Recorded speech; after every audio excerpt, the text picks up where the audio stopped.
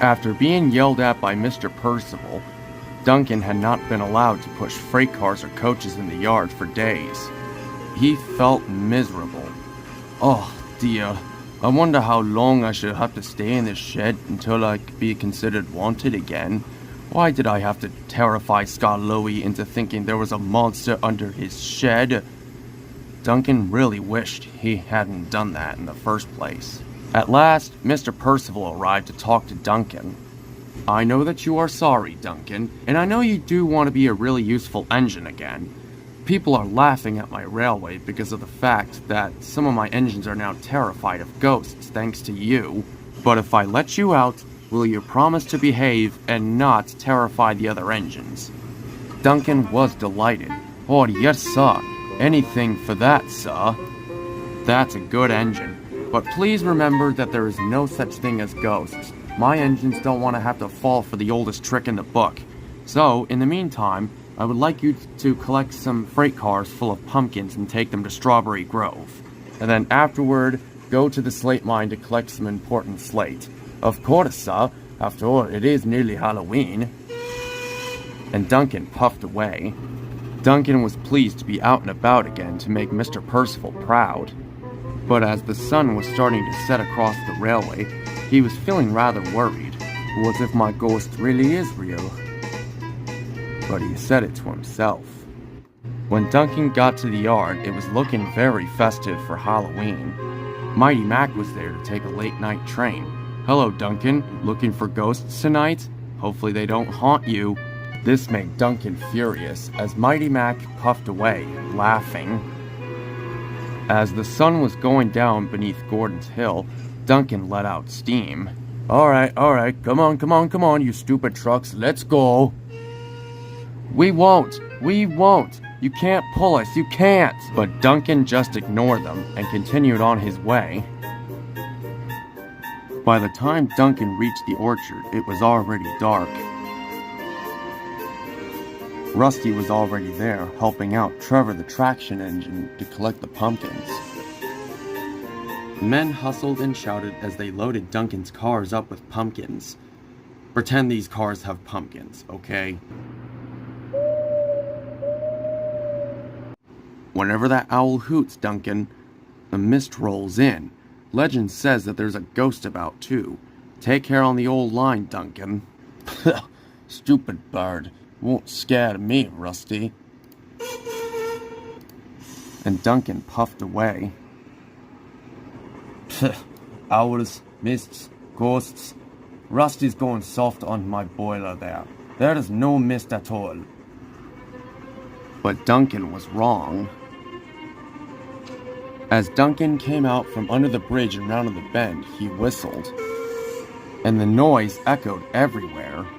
Duncan had forgotten that the quickest way to get to Strawberry Grove was to cross the old iron bridge. My lamp! Duncan heard a voice he had never heard of before. Huh?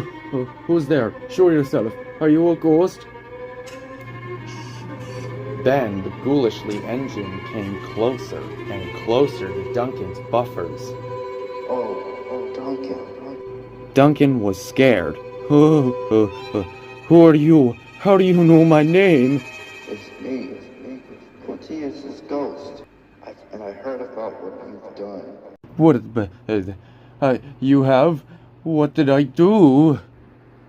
Yes, you've tried to traumatize Skarloey about a big, scary monster beneath his shed. And I've come back from the dead to eat your soul. Duncan was horrified. No, please, don't devour my soul. I'll do anything. Proteus glared. Anything? Yes.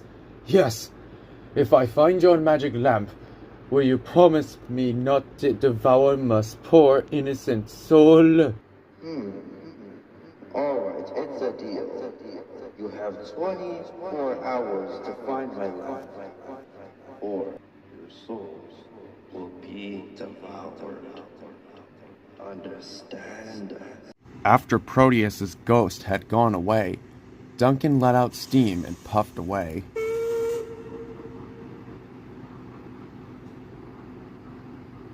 For the rest of the night, Duncan didn't make a sound as he finished his journey to Strawberry Grove. When he finally reached Strawberry Grove to deliver the pumpkins, Duncan still thought about Proteus's ghost trying to kill him. Instead of spending the night at the depot as usual, Duncan decided to sleep in a shed at the slate mines. Mr. Percival was expecting Duncan to bring slates from the slate mines and then bring him back to Croven's Gate, but Duncan was exhausted and he couldn't sleep a week that night because he kept thinking about Proteus's ghost eating his soul. By morning, the mists had lifted, but Duncan was tired. Rheneas and Skarloey arrived with Mr. Percival. Mr. Percival was not happy. Duncan, what is the meaning of this? I'm sorry, sir. It's just that last night I ran into Proteus's ghost, and Proteus said he's gonna eat my soul if I don't find his magic lamp. Mr. Percival shook his head in disagreement. That's bullshit, Duncan. I already told you yesterday that there's no such thing as ghosts, and there you go, you did it. Duncan interrupted. I told you, I saw him. Proteus wants to kill me. But Mr. Percival wasn't buying it still, and as soon as he left, Skarloey and Rheneas confronted Duncan. Duncan, as what Mr. Percival said, what kind of nonsense are you babbling about? Yeah, first you tried to trick Skarloey into thinking there was a monster beneath his shed, and now this? But Duncan interrupted again, and even told Skarloey and Rheneas that he needs help finding Proteus's lamp, otherwise he would eat his soul. Skarloey and Rheneas now felt sorry for Duncan. I'm sorry, Duncan. Yeah, we should have believed you. Mr. Percival should have believed you as well. Then, an idea flew into Skarloey's funnel. I have an idea, Duncan. I will first tell Mr. Percival that 2 other engines will do your work, while the 3 of us go all over the railway to find Proteus's missing lamp. Duncan was delighted. Oh, thank you, Skarloey. Thank you, Rheneas. It's worth keeping my soul for. Soon it was now arranged. Sir Handel hauled the pumpkins, and Peter Sam took charge of the slate mines. Duncan, on the other hand, was in charge of finding Proteus's lamp before sundown. He knew that time was running out, but he had to find the lamp before Proteus can eat his soul. As he searched around Boulder Mountain, Duncan was diverted into a siding.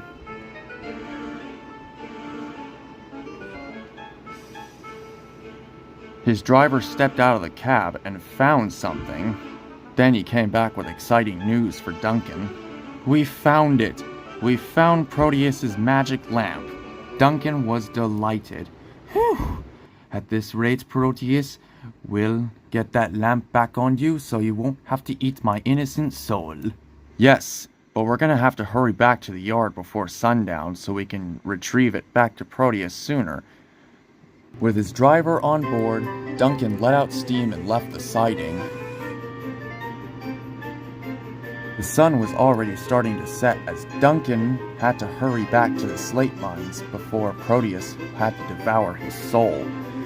Must get to the slate mines, must get to the slate mines, must get to the slate mines to tell Skarloey and Rheneas about what I found.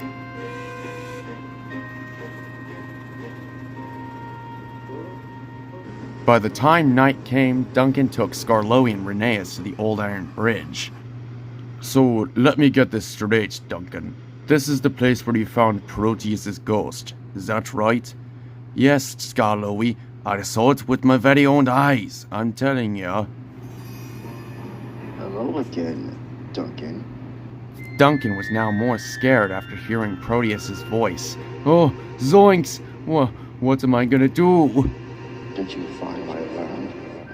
Duncan, just say you found his magic lamp. Then, when he turns back to normal, he won't eat your soul. Got it? Duncan sighed. He knew he had no choice. Yes, Proteus. I have your magic lamp for you. Bring it forth, and then your soul is mine. As Duncan ventured closer and closer very slowly, his driver got out and handed over the magic lamp to Proteus. Proteus's lamp was now installed in front of his funnel, and with a big whoosh of steam, Proteus began transforming back to normal. At last, Proteus then stopped wheezing steam. Wow, I'm finally back. As Duncan opened his eyes, he saw Proteus was back to normal. Wait, I'm confused. You're not gonna eat my soul? Eat your soul? Heavens, no. I just want my magic lamp back. This made Duncan feel very relieved indeed. Skarloey and Rheneas were happy that their old friend Proteus was back to life. Well done, Duncan. You saved Proteus. Woohoo! Celebrating good times for Halloween! Later on that night, Proteus came to the sheds to reunite with his old pals Skarloey and Rheneas. Skarloey, Rheneas. I'm so happy to see you two again after a long time.